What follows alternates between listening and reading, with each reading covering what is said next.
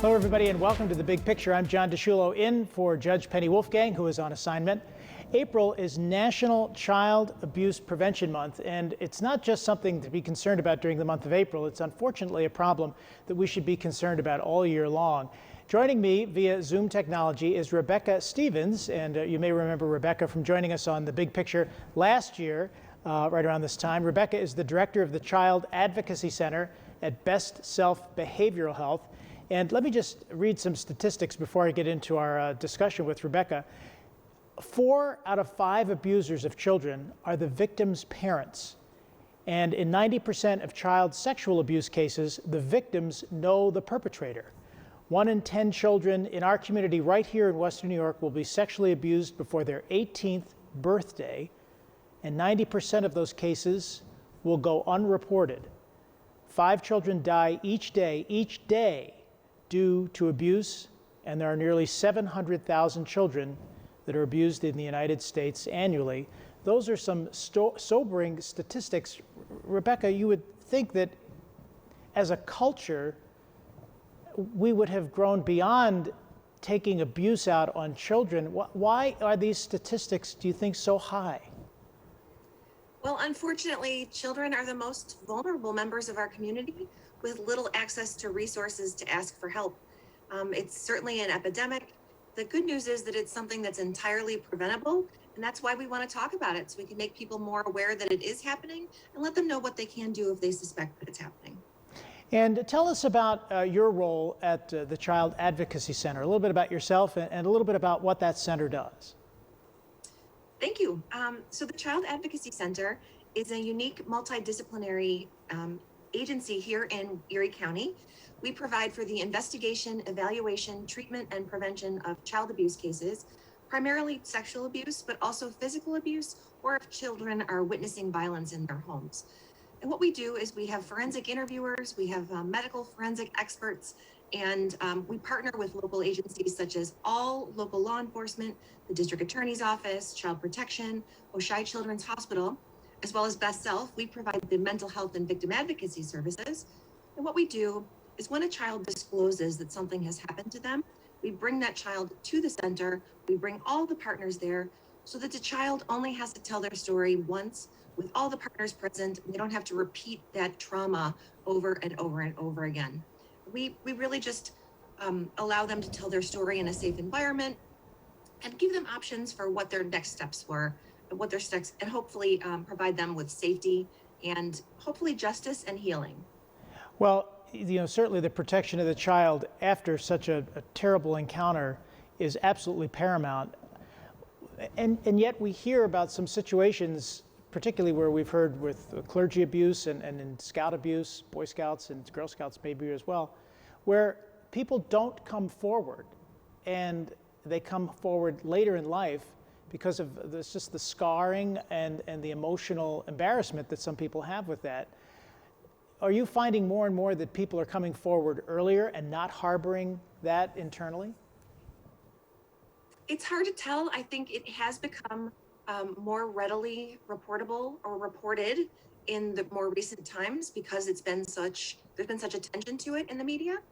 However, nationally, the median age for when a person reports that they've been abused as a child is 54 years old.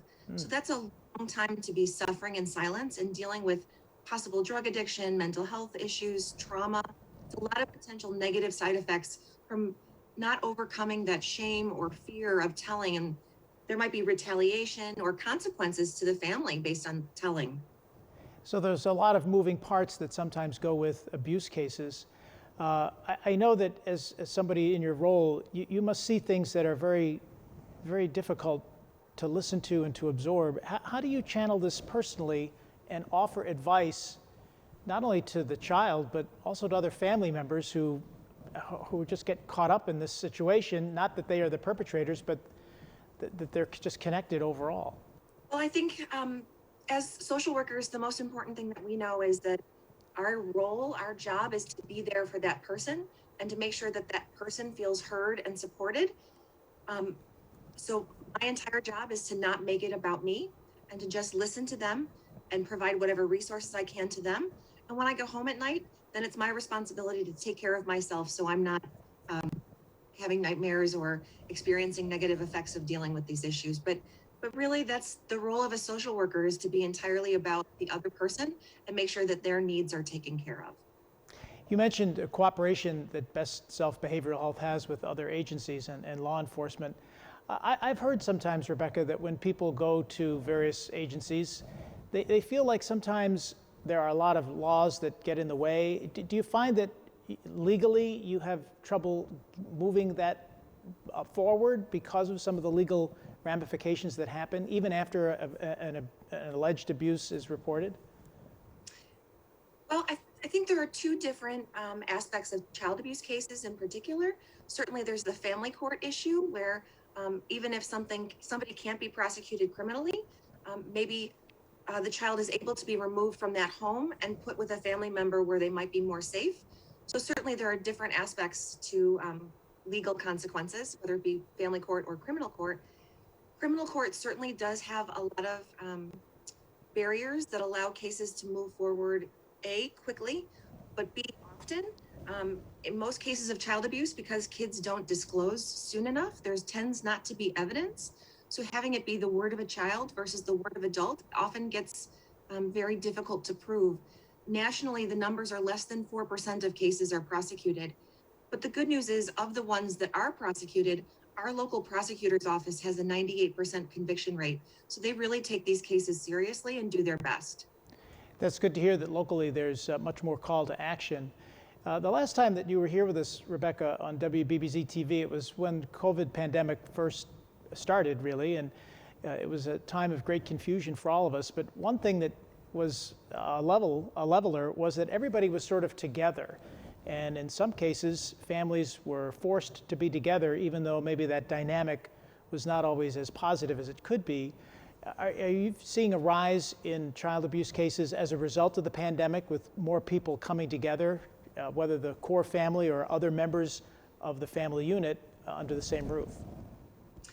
What's interesting is our coworkers in the domestic violence field and us in child abuse believe that there has been an increase in domestic violence cases and child abuse cases because of that, because of families being in hyper-stressed situations, being together all the time. It just adds to the tendency towards abuse. However, because of the pandemic, because of fear of injury or illness, people aren't reporting and they aren't seeking the medical attention or emergency attention that they could be. So that was our primary reason for wanting to come and talk about this, is that because kids are in these homes and not around other safe adults, cases of child abuse in New York State dropped 50% over the course of the last year. So we know the cases are happening, but kids aren't getting the help, and that worries us the most. So you think that the pandemic might be making people not report pieces, or using it as an excuse, or just general fear of getting sick? So I think that, well, for example, teachers are the #1 reporters of cases of child abuse. Teachers see children in their schools every day, spend hours with them, and really get to know their personalities. And with the pandemic, via Zoom, while that's a better substitute than not having class, teachers don't really have the opportunity to learn what behavioral changes a child might be experiencing if something is happening to them. Most signs of abuse aren't physical. You tend not to see bruises or injuries. You tend to see behavioral changes, like a child suddenly becomes withdrawn or stops participating in things that they used to. And with Zoom, you really have a hard time identifying that. Plus, the family might be in the same room with the child, so that might be not an opportunity for the child to even ask for help. So it's interesting you bring that up, because abuse, sometimes you think of it as something physical harm. Unfortunately, sometimes there's sexual harm. But mental abuse as well, just in terms of how a parent or a guardian deals with a child, could be considered abusive as well, just in how they handle a situation. Am I right? Absolutely. Certainly emotional abuse or psychological abuse, fear, bullying, all those types of behaviors, isolating children. There's a lot of emotional or psychological tendencies that usually accompany the physical or sexual abuse also. It's usually not one or the other.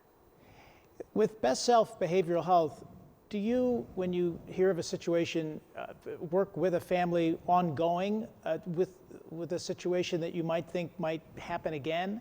How do you continue to interact with a family if you suspect abuse might still be continuing? So we will work with the family as long as they want us to, as long as they feel like they're getting help, and as long as we can be helpful to them.